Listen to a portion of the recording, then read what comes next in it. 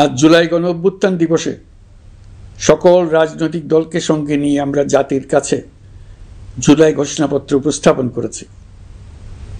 এই ঘোষণাপত্রে মহান মুক্তিযুদ্ধ সহ বাংলাদেশের মানুষের অতীতের বিভিন্ন ঐতিহাসিক ও গণতান্ত্রিক সংগ্রাম থেকে শুরু করে জুলাই অভ্যুত্থানের প্রেক্ষাপট বর্ণনা করা হয়েছে।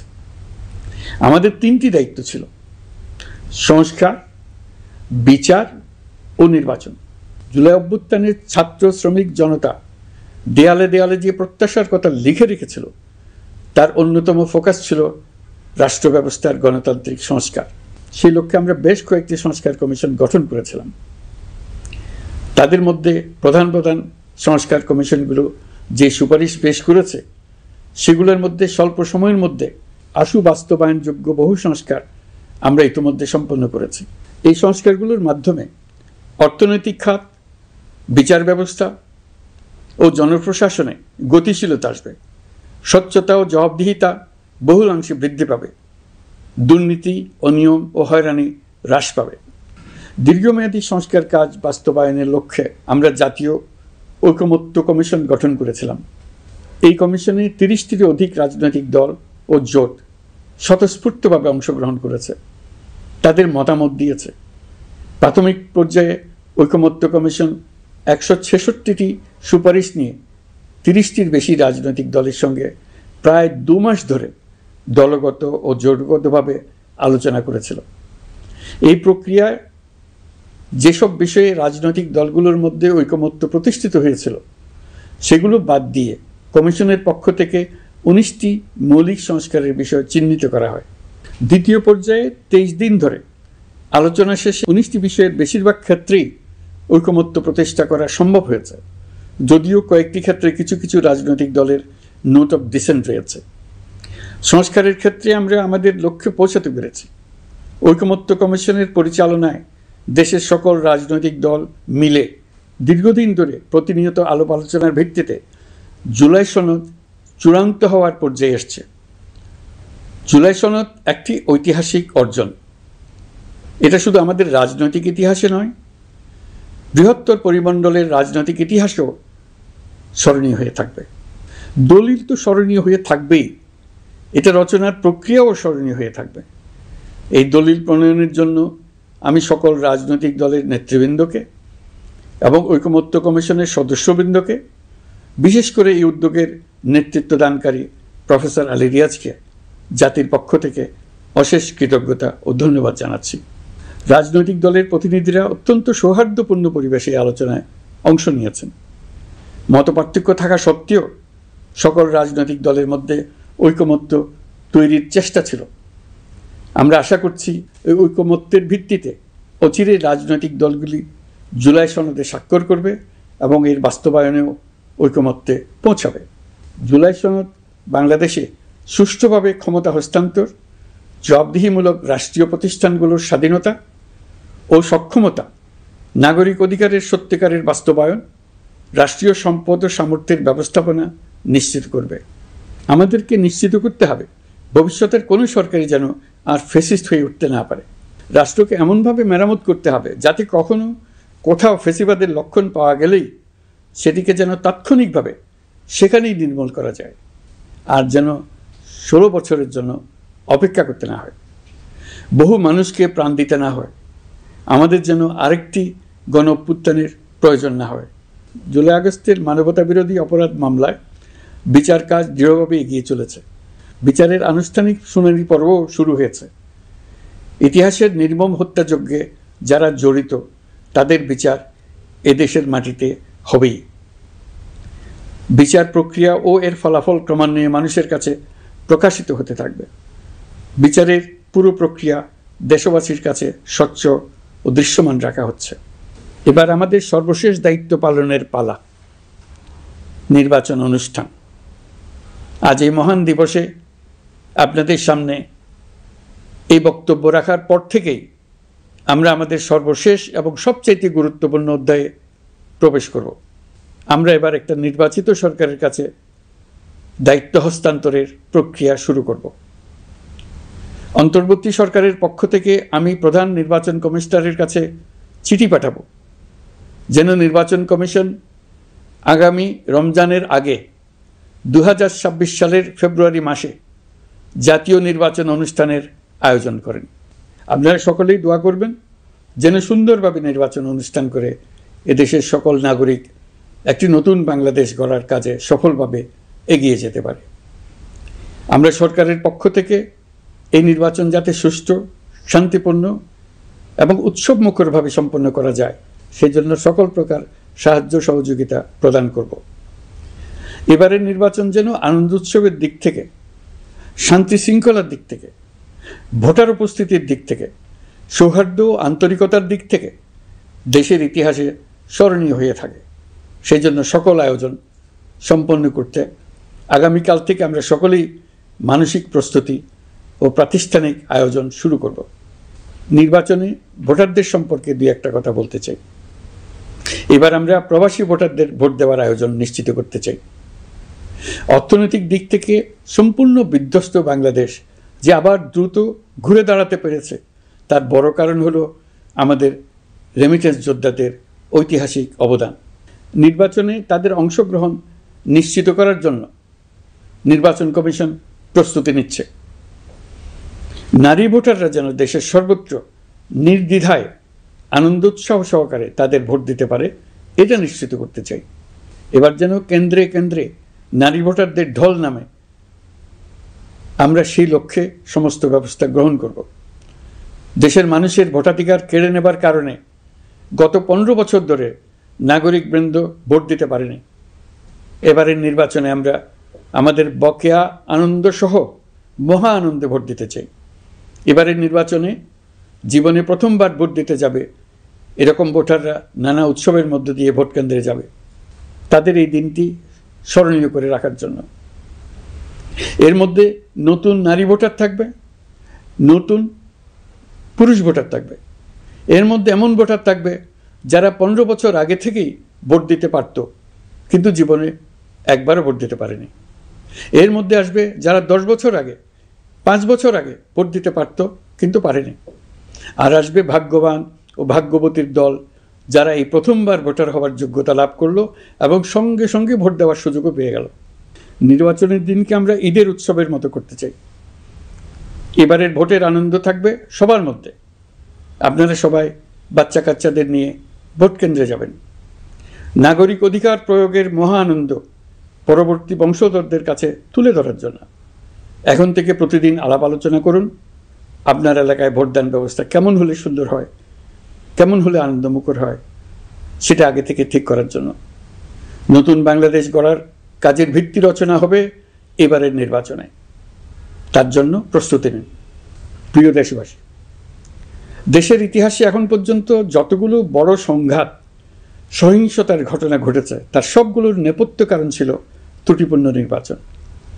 ত্রুটিপূর্ণ নির্বাচনের মধ্য দিয়ে কোনো দল যদি গায়ের জোরে নির্বাচিত হয়ে ক্ষমতায় আসে তার চূড়ান্ত পরিণতি কী তার জুলাই অভ্যুত্থান আমাদের দেখিয়ে দিয়েছে। আমরা ইতিহাসের কলঙ্কিত কোনো অধ্যায়ের পুনরাবৃত্তি আর করতে চাই না। আপনারা প্রত্যেকেই অবগত আছেন একটা গোষ্ঠী নির্বাচনকে বাধাগ্রস্ত করার জন্য উন্মুখ হয়ে আছে। তারা দেশের গণতান্ত্রিক অগ্রযাত্রাকে ব্যাহত করতে দেশের বাইরে বসে ভেতরে থেকে নানা অপচেষ্টায় লিপ্ত রয়েছে। আমাদেরকে অবশ্যই খেয়াল রাখতে হবে তারা যেন নির্বাচনকে সংঘাতময় করে তোলার কোনো রকমের সুযোগ না পায়। মাথায় রাখবেন, পরাজিত শক্তি নির্বাচনের আগ পর্যন্ত বারবার মাথাচাড়া দিয়ে ওঠার চেষ্টা করবে, কিন্তু একটি অবাধ, সুষ্ঠু, নিরপেক্ষ নির্বাচন সফলভাবে আয়োজন করা গেলে অপশক্তির পরাজয় চূড়ান্ত হবে। নির্বাচন সংক্রান্ত বিষয়ে প্রতিনিয়ত পরামর্শ নেওয়ার জন্য আমরা প্রযুক্তির সাহায্য নেব। এই জন্য একটি অ্যাপ তৈরির উদ্যোগ নিচ্ছি। দ্রুত এই অ্যাপটি চালু হবে। আপনারা আপনাদের সকল পরামর্শ, সকল মতামত, সকল আশঙ্কা এবং উদ্যোগের কথা এই অ্যাপের মাধ্যমে আমাদেরকে জানাবেন। আমরা তা যথাযথ কর্তৃপক্ষকে জানিয়ে দেব, সমস্যা সমাধানের জন্য ব্যবস্থা নেব। রাজনৈতিক দলগুলোর প্রতি আমার আহ্বান থাকবে, আপনাদের নির্বাচনী ইশতেহারে, আপনাদের প্রতিশ্রুতি, প্রতিজ্ঞা, পরিকল্পনায় কোনো কিছুতেই যেন তরুণরা বাদ না পড়ে, নারীরা বাদ না পড়ে। মনে রাখবেন, যে তরুণ তরুণীরা বাংলাদেশকে বদলে দিয়েছে তারা বিশ্বকেও বদলে দেওয়ার ক্ষমতা রাখে। আপনার দল থেকে তাদেরকে সেই সুযোগ দেবার উদ্যোগ নেন। আগামী নির্বাচনে সবাই নিরাপদে যার যার পছন্দের প্রার্থীকে ভোট দেবে, এটা নিয়ে কারো কোনো আপত্তির সুযোগ রাখা যাবে না। আমরা সবাই সবার পছন্দের প্রতি সম্মান দেখাবো, এটাই হোক আমাদের প্রতিজ্ঞা।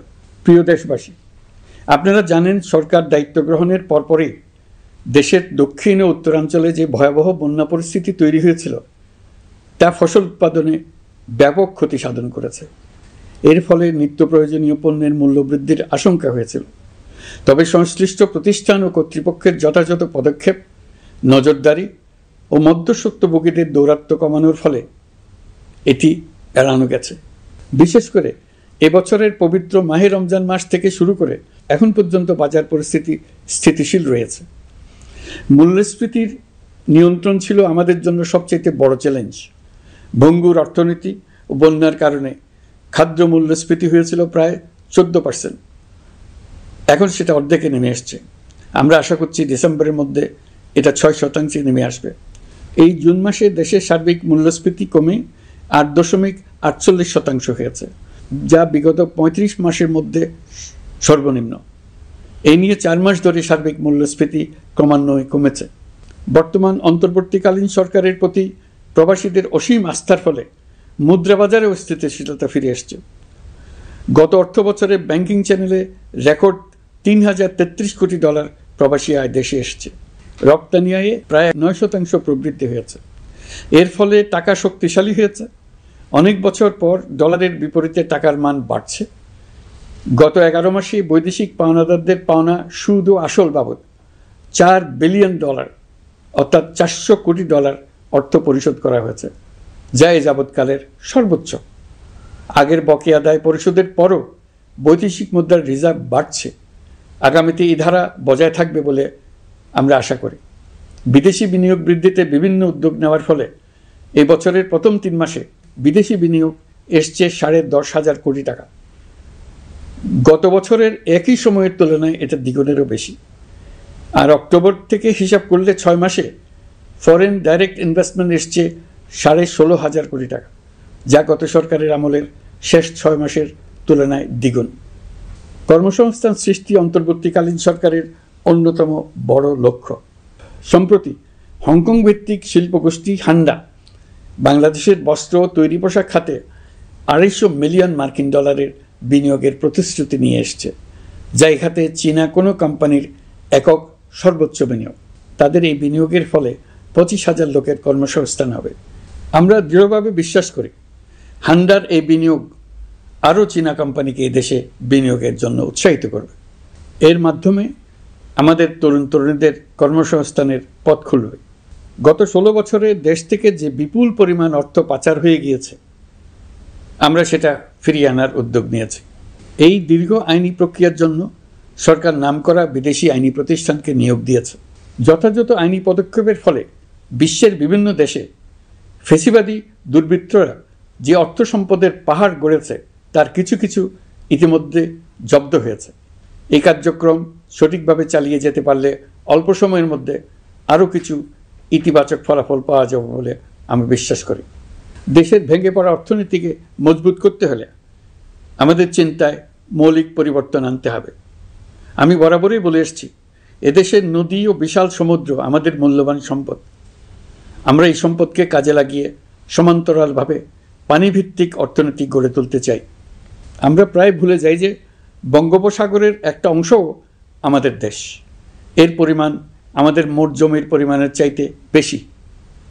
আমরা প্রায় সবসময় জমিভিত্তিক আমাদের অর্ধেক দেশ নিয়ে মাথা ঘামাই, বাকি পানিভিত্তিক অর্ধেক দেশকে হিসাবেই ধরি না, কারণ আমরা ওই অংশে বসবাস করি না।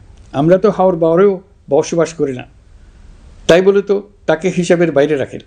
এখন থেকে আমাদের অংশের বঙ্গোপসাগরকে আমরা আমাদের দেশের মূল্যবান অংশ, এই কথা সবসময় মাথায় রেখে অগ্রসর হব। এই অংশের পানির উপর দিয়ে দেশ বিদেশের সঙ্গে আমরা বাণিজ্য করব, তার মাধ্যমে আমরা পুরো পৃথিবীকে আমাদের প্রতিবেশী বানাবো। এই পানির মধ্যে আছে অফুরন্ত সম্পদ, মৎস্য সম্পদ, যা প্রতি বছর ফসল দেয়। এই পানির নিচে আছে অফুরন্ত গ্যাস। এর সব কিছুকে নিয়েই প্রতিনিয়ত আমাদের চিন্তাভাবনাকে চালিত করতে হবে। বর্তমান সরকার চট্টগ্রাম বন্দর ব্যবস্থাপনাকে নতুন করে সাজানোর উদ্যোগ নিয়েছে। সরকার সম্প্রতি বাংলাদেশ নৌবাহিনী পরিচালিত ড্রাই ডক লিমিটেডকে নিউ মুরিং টার্মিনাল কন্টেইনার হ্যান্ডলিংয়ের দায়িত্ব দিয়েছে। তারা কাজ শুরু করা মাত্রই কিছু ইতিবাচক পরিবর্তন এসছে। প্রথম 2 সপ্তাহে দেখা গেছে আগের তুলনায় প্রতিদিন গড়ে 225টি বেশি কন্টেইনার হ্যান্ডলিং হচ্ছে। এই বন্দরকে আধুনিকভাবে গড়ে তোলা গেলে তা শুধু বাংলাদেশের অর্থনীতিতেই ভূমিকা রাখবে না, নেপাল, ভুটান সহ পার্শ্ববর্তী অঞ্চলের অর্থনীতিতে ইতিবাচক ভূমিকা রাখতে সক্ষম হবে। বিনিময়ে তারাও উপকৃত হবে, আমরাও উপকৃত হব। আমাদের উপকূল অঞ্চল অফুরন্ত সম্ভাবনার আধার। কুমিরা থেকে টেকনাফ পর্যন্ত নানা বন্দরের কর্মচাঞ্চল্যে সমগ্র উপকূল অঞ্চলকে দক্ষিণ এশিয়ার একটি গুরুত্বপূর্ণ অর্থনৈতিক প্রাণকেন্দ্র হিসেবে প্রতিষ্ঠা করবে। এই পুরো অঞ্চলে অনেকগুলো শিল্পাঞ্চল গড়ে উঠবে শুধু সমুদ্রের সান্নিধ্য এবং তার ব্যবহারের দক্ষতার কারণে। সমুদ্র উপকূলীয় অঞ্চলের সম্পদ ও পরিবেশের টেকসই ব্যবহার নিশ্চিত করতে আমাদের বন্ধু দেশগুলোর সঙ্গে আলোচনা শুরু করেছি। তারা উৎসাহ সহকারে সাড়া দিয়েছেন। গভীর সমুদ্রকে আমরা এখনও আমাদের কল্যাণে কাজে লাগাতে পারিনি। একে কেন্দ্র করে আমরা মাছ পালন, আহরণ ও প্রক্রিয়াজাতকরণের শিল্প গড়ে তুলতে কাজ শুরু করেছি। এতে করে লক্ষ লক্ষ মানুষের কর্মসংস্থান হবে, আমাদের অর্থনীতি নতুন শক্তিতে বলীয়ান হবে। প্রিয় দেশবাসী, প্রবাসী বাংলাদেশিদের জন্য ভিসা সংক্রান্ত জটিলতা দূর করতে আমরা গভীরভাবে কাজ করে যাচ্ছি। বাংলাদেশি নাগরিকদের জন্য আরব আমিরাত পুনরায় ভিসা চালু করেছে। মালয়েশিয়া কর্তৃপক্ষ বাংলাদেশি কর্মীদের জন্য প্রথমবারের মতো মাল্টিপল এন্ট্রি ভিসা চালু করেছে। অন্যান্য দেশের সঙ্গেও ভিসা জটিলতা কীভাবে কমিয়ে আনা যায় এ নিয়ে আমরা কাজ করে যাচ্ছি। আগামী 5 বছরে জাপানে অন্তত 1 লক্ষ বাংলাদেশি তরুণদের পাঠানোর প্রস্তুতি শুরু করেছে। তরুণদের সেখানে পাঠানোর জন্য বিশেষ প্রশিক্ষণ, অন্যান্য ব্যবস্থাও আমরা নিতে শুরু করেছি। এর পাশাপাশি আমরা ইতালি, দক্ষিণ কোরিয়া, সার্বিয়া সহ বিভিন্ন দেশে দক্ষ কর্মীদের পাঠানোর উদ্যোগ নিয়েছি। সৌদি আরব, জর্ডান, ওমান সহ বিভিন্ন দেশে নথিপত্রের কারণে যে প্রবাসীরা ইরেগুলার হয়ে গিয়েছিলেন তাদেরকে রেগুলারাইজ করার জন্য ব্যবস্থা নিয়েছে। আমরা বিভিন্ন দেশের সঙ্গে বিদ্যমান চুক্তিগুলোকে পর্যালোচনা করে দেখছি যাতে আমাদের প্রবাসী ভাই বোনদের জন্য সেগুলো স্বস্তিদায়ক হয়। দেশে এবং দেশের বাইরে বাংলাদেশের নাগরিকরা যে যেখানে অবস্থান করছে তারা যাতে সব ধরনের নাগরিক সুবিধা পান, আমরা সেই বিষয়ে উদ্যোগ নিয়েছি। চলতি বছর আমাদের নানা উদ্যোগের ফলে প্রায় 87,000 বাংলাদেশি সুষ্ঠুভাবে হজ পালন করতে পেরেছেন। হজের ব্যয়ও অন্যান্য বছরের তুলনায় আমরা কমিয়ে আনতে পেরেছি। হাজিরা যাতে নির্বিঘ্নে হজ সম্পন্ন করতে পারে সেজন্য লাব্বায়েক নামে অ্যাপ চালু করেছে, যার মাধ্যমে ঘরে বসেই হাজিদের আত্মীয় স্বজন, পরিবার পরিজন তাদের অবস্থান প্রতি মুহূর্তে জানতে পেরেছেন। এই বছর দক্ষিণ এশিয়ার অন্যান্য দেশগুলোতেও আমাদের হজ ব্যবস্থাপনা প্রশংসিত হয়েছে। আগামী বছরের হজ ব্যবস্থাপনা যেন আরও নির্বিঘ্নে সম্পন্ন করা যায় সেজন্য মন্ত্রণালয় এখন থেকেই প্রস্তুতি নিতে শুরু করেছে। প্রিয় দেশবাসী, জুলাই গণঅভ্যুত্থানে তরুণ শিক্ষার্থীদের পাশে ঢাল হয়ে দাঁড়িয়েছিলেন আমাদের বাবা মা ও শিক্ষকরা। আমাদের বাবা মায়েরা তাদের সন্তানকে বহু কষ্টে বড় করে বিশ্ববিদ্যালয়ে পাঠায়। লেখাপড়া শেষ করে অনেক ছাত্র অসুস্থ হয়ে বের হয়। এর কারণ আবাসিক হলের নোংরা পরিবেশ, খাবারের নিম্নমান, তার উপর দলীয় সন্ত্রাসীদের দমনপীড়ন। বিশ্ববিদ্যালয়ে পড়াশোনার পরিবর্তে প্রতিদিন শিক্ষার্থীদের জোর করে রাজনৈতিক দলের প্রোগ্রামে নিয়ে যাওয়া হতো। প্রশাসন ও শিক্ষকরা সবই জানতেন, অথচ কেউ এটি থামাতে পারেননি, চেষ্টাও করেননি। কারণ শিক্ষকদের একটি বড় অংশ প্রমোশনের জন্য, সুবিধার জন্য দলীয় রাজনীতিতে জড়িত ছিলেন, নিপীড়কের ভূমিকায় ছিলেন। প্রতিটি বিশ্ববিদ্যালয়ের আবাসিক হলগুলোতে দলীয় সন্ত্রাসীদের নিয়ন্ত্রণ আর অমানসিক নির্যাতন চলত। সেখানে গড়ে তোলা হয়েছিল টর্চার সেল। অন্তর্বর্তী সরকার প্রতিশ্রুতিবদ্ধ যে আমরা আর কখনো শিক্ষা প্রতিষ্ঠানগুলোকে এমন কোনো রাজনীতি দ্বারা কলুষিত হতে দেব না যা পড়াশোনার পরিবেশ নষ্ট করে, তরুণদের জীবন ধ্বংস করে। বাবা মায়েদের যেন সন্তানকে বিশ্ববিদ্যালয়ে পড়তে পাঠিয়ে আর কখনো শঙ্কায় থাকতে না হয়। বর্তমান সরকার দায়িত্ব গ্রহণের পরপরই শিক্ষা ব্যবস্থার উন্নতির জন্য ধারাবাহিকভাবে পরামর্শ কমিটির সঙ্গে বৈঠক করেছে, বিভিন্ন উদ্যোগ হাতে নিয়েছে। বিদ্যালয়গুলোতে শিক্ষার মান কীভাবে বাড়ানো যায় সে বিষয়ে বিভিন্ন উদ্যোগ নেওয়া হচ্ছে। সরকার কিছুদিন আগে সারা দেশের সরকারি প্রাথমিক বিদ্যালয়ের সব প্রধান শিক্ষকের বেতনের গ্রেড এক ধাপ বাড়িয়ে 10ম গ্রেড করার সিদ্ধান্ত নিয়েছে। এটি একটি যুগান্তকারী সিদ্ধান্ত। প্রাথমিক বিদ্যালয়গুলিতে শূন্য পদে 6,500 প্রধান শিক্ষক নিয়োগের প্রক্রিয়া চলছে। প্রাথমিকের পড়াশোনার পদ্ধতিগত পরিবর্তনের দিকেও আমরা মনোযোগ দিচ্ছি। সব স্কুলে ইন্টারনেট সংযোগ ও মাল্টিমিডিয়া শ্রেণীকক্ষ তৈরির নির্দেশ দেওয়া হয়েছে।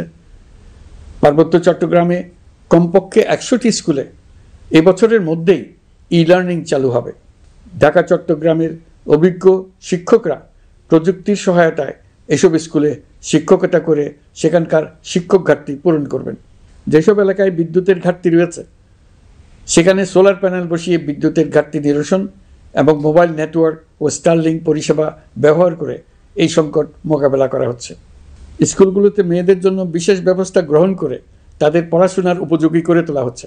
স্কুলের অবকাঠামোকে নারীবান্ধব করে তুলতে স্কুল ভবন নির্মাণের সময় কমিটিতে নারী স্থপতি রাখার নিয়ম করা হয়েছে। আমাদের লক্ষ্য হলো স্কুল ভবনের ডিজাইন থেকে শুরু করে পড়াশোনার পরিবেশ চিন্তাভাবনায় মেয়েদেরকে বিশেষভাবে গুরুত্ব দেওয়া, যাতে তারা ব্যক্তিগত নিরাপত্তা ও স্বাস্থ্যের দিক থেকে স্বস্তিদায়ক পরিবেশে পড়াশোনা করতে পারে। প্রিয় দেশবাসী, জুলাই গণ অভ্যুত্থানে শহীদ ও আহত যোদ্ধাদের জন্য আমরা নিরলসভাবে কাজ করে যাচ্ছি। এখন পর্যন্ত 775টি শহীদ পরিবারকে প্রায় 100 কোটি টাকার সঞ্চয়পত্র ও মাসিক ভাতা বাবদ ব্যাংক চেক দেওয়া হয়েছে। অবশিষ্ট যারা আছেন তাদেরও কয়েকটি আইনগত বিষয় নিষ্পত্তি সাপেক্ষে সঞ্চয়পত্র দেওয়ার প্রক্রিয়া চলছে। এর পাশাপাশি আহত 13,800 জন জুলাই যোদ্ধাকে 3টি ক্যাটাগরিতে নগদ টাকা ও চেক বাবদ 153 কোটি 4 লাখ টাকা প্রদান করা হয়েছে। 78 জন অতি গুরুতর আহত জুলাই যোদ্ধাকে সিঙ্গাপুর, থাইল্যান্ড, তুরস্ক এবং রাশিয়ার উন্নত চিকিৎসার জন্য পাঠানো হয়েছে এবং চিকিৎসা ব্যয় বাবদ এ পর্যন্ত প্রায় 100 কোটি টাকা ব্যয় হয়েছে। আহতদের পুনর্বাসনের জন্য সরকারের সবকটি মন্ত্রণালয়ের সম্মিলিত প্রচেষ্টায় বিভিন্ন ধরনের উদ্যোগ নেওয়া হচ্ছে। ফ্যাসিবাদী সরকারের আমলে দেশের শহরে বন্দরে হাজারো প্রতিষ্ঠান, সড়ক, সেতু, সেনানিবাস, যুদ্ধজাহাজ, স্কুল, কলেজ, বিশ্ববিদ্যালয়ের নাম পরিবর্তন করে স্বৈরাচার তার নিজের এবং নিজের পরিবারের সদস্যদের নামে চালু করেছিল। আমরা সব নাম পরিবর্তন করে আগের নাম বা মানানসই নাম করে দিয়েছি। প্রিয় দেশবাসী, অন্তর্বর্তীকালীন সরকার এমন এক অবস্থায় দেশের দায়িত্বভার গ্রহণ করেছিল যখন প্রতিটি গণতান্ত্রিক প্রতিষ্ঠান, অফিস, আদালত বিধ্বস্ত অবস্থায় ছিল। আমাদের প্রথম এবং প্রাথমিক কাজ ছিল এই প্রতিষ্ঠানগুলোর সংস্কার এবং পুনর্নির্মাণে হাত দেওয়া, আইনশৃঙ্খলা বাহিনী পুনর্গঠন, অর্থনীতি পুনরুদ্ধার, আইন আদালত, নির্বাচন কমিশন সহ যাবতীয় গণতান্ত্রিক প্রতিষ্ঠানকে সচল করা এবং নাগরিকদের নিকট দায়বদ্ধ করে তোলা। রক্তাক্ত জুলাই ছিল স্বৈরাচারের বিরুদ্ধে তরুণদের পুঞ্জীবিত ক্ষোভের বহিঃপ্রকাশ। 16 বছর ধরে সরকারের স্বৈরাচারী আচরণের বিরোধিতা করে যতগুলো আন্দোলন হয়েছে প্রতিটিতেই দলীয় সন্ত্রাসীরা অস্ত্র হাতে আন্দোলনকারীদের আক্রমণ করেছে। প্রতিটি আন্দোলনকেই দমন করার জন্য দলীয় সন্ত্রাসীরা সর্বোচ্চ আঘাত করেছে, যেখানে আইনশৃঙ্খলা বাহিনীকেও অংশ নিতে নির্দেশ দেওয়া হয়েছে অথবা দাঁড়িয়ে দর্শকের ভূমিকায় থাকতে বলা হয়েছে। একটি স্বাধীন বিচার বিভাগের জন্য অন্তর্বর্তী সরকার সংস্কার কাজ হাতে নিয়েছে। বিচার বিভাগীয় সংস্কার কমিশনের প্রস্তাবনা অনুযায়ী সুপ্রিম কোর্ট বিচারক নিয়োগ সহ যে সকল কাজ এই সরকার স্বল্প সময়ের মধ্যে করে যেতে পারবে সে সকল কাজের অধিকাংশ ইতিমধ্যে সম্পন্ন করা হয়ে গেছে, বাকি কাজ চলমান রয়েছে। স্বৈরাচার আমলে দলীয় বাহিনীতে পরিণত হওয়া ভঙ্গুর আইনশৃঙ্খলা বাহিনীকে নতুন করে গড়ে তোলার জন্য আমরা সর্বোচ্চ ব্যবস্থা নিয়েছি। আইনশৃঙ্খলা বাহিনী দ্বারা কোনো মানবাধিকার লঙ্ঘন যাতে না ঘটে সেই জন্য পুলিশ সদর দপ্তরে একটি সেল কার্যকর করা হয়েছে, যেখানে মানবাধিকার সহ পুলিশ সদস্যদের মাধ্যমে সংগঠিত যে কোনো অপরাধের বিষয়ে অভিযোগ করা যায়। এই সমস্ত সেল অন্যান্য আইন প্রয়োগকারী সংস্থার প্রধান কার্যালয়েও স্থাপন করা হচ্ছে। আসামিদের জিজ্ঞাসাবাদ হবে স্বচ্ছ কাচের ঘরে। হাজতখানায় বন্দীদের মানবিক সেবা নিশ্চিত করা হবে। অভিযান পরিচালনার সময় পুলিশ যেন জিপিএস ট্র্যাকিং সিস্টেম ডিভাইস সহ বডি ক্যামেরা পরিধান করেন তা নিশ্চিত করা হবে। পুলিশ যেন আর কখনোই কোনো আন্দোলন দমনে প্রাণঘাতী অস্ত্র ব্যবহার করতে না পারে সেই ব্যবস্থা নেওয়া হয়েছে। বেআইনি সমাবেশে বল প্রয়োগের ক্ষেত্রে জাতিসংঘের স্বীকৃত 5টি ধাপ অনুযায়ী পুলিশ সদস্যদের প্রশিক্ষণ দেওয়া হচ্ছে। সব মিলিয়ে স্বরাষ্ট্র মন্ত্রণালয়ের পুলিশ সংস্কার কমিশনের প্রস্তাব অনুযায়ী 16টি সংস্কার কাজ সম্পন্ন হয়েছে, আরও 43টি সংস্কার কাজ সমাপ্ত হওয়ার পথে। দেওয়ানি আইন, নারী ও শিশু নির্যাতন দমন আইন সহ বিভিন্ন আইনগত সংস্কার সম্পন্ন হয়েছে। সম্প্রতি সরকার ফৌজদারি কার্যবিধি সংশোধন অধ্যাদেশ 2025 অনুমোদন করেছে। এর ফলে এখন থেকে কোনো ব্যক্তিকে আটকের পর 12 ঘন্টার মধ্যে যত দ্রুত সম্ভব পরিবারকে জানাতে হবে। আটককৃত ব্যক্তিকে আইনজীবীর সঙ্গে সাক্ষাতের সুযোগ দিতে হবে। গ্রেপ্তারকৃত ব্যক্তি রিমান্ডের পর অসুস্থ বা আহত হলে তাকে ডাক্তার কর্তৃক পরীক্ষা করতে হবে এবং আঘাতের কারণ নিশ্চিত হতে হবে। তার প্রয়োজনীয় চিকিৎসা দিতে হবে। এক্ষেত্রে পুলিশের দায় থাকলে আইনি ব্যবস্থা নেওয়ার বিধান যুক্ত করা হয়েছে। এই আইনের ফলে গ্রেফতার ও আটক নিয়ে মানুষের হয়রানি অনেক কমে আসবে, পুলিশের জবাবদিহিতা বাড়বে এবং বিচারের কাজ দ্রুততর হবে। পুলিশ সংস্কার কমিশনের সুপারিশ ছিল কোনো ব্যক্তি থানায় জিডি করতে গেলে অবশ্যই তা গ্রহণ করতে হবে। জিডি গ্রহণ করা ছাড়া থানা থেকে কোনো ব্যক্তিকে ফিরিয়ে দেওয়া যাবে না। এই সুপারিশের ভিত্তিতে সরকার সিদ্ধান্ত নিয়েছে দেশের সব থানায় অনলাইনে জিডি করা যাবে। এখন থানায় জিডি না নেওয়ার আর কোনো অভিযোগ থাকবে না। গণতান্ত্রিক চর্চার অন্যতম প্রধান শর্ত গণমাধ্যমের স্বাধীনতা। অতীত ইতিহাসের দিকে তাকালে দেখা যায় মুক্ত সাংবাদিকতার ক্ষেত্রে প্রথম এবং সবচেয়ে বড় বাধা হিসেবে কাজ করেছে সরকার। অন্তর্বর্তী সরকার এইসব বাধা অপসারণে বিভিন্ন উদ্যোগ নিয়েছে। আমরা সমালোচনাকে উন্মুক্ত করে দিয়েছি। যে কেউ চাইলেই যে কোনো মাধ্যমে, সেটা মূলধারার গণমাধ্যম হোক কিংবা সামাজিক যোগাযোগ মাধ্যমেই হোক, সরকারের সমালোচনা করতে পারছেন। এমনকি রাষ্ট্রীয় গণমাধ্যমেও সরকারের সমালোচনা করা যাচ্ছে। নিকট অতীতে যা ছিল অকল্পনীয়। সাংবাদিকদের জবাবদিহিতা নিশ্চিত করার জন্য সরকার ইতিমধ্যে প্রেস কাউন্সিল পুনর্গঠন করেছে। আপনারা জানেন, সামাজিক যোগাযোগ মাধ্যমে প্রতিদিন বিপুল পরিমাণ গুজব ও অপতথ্য ছড়িয়ে পড়ছে। দেশকে অস্থিতিশীল করতে হাতিয়ারে পরিণত হয়েছে গুজব।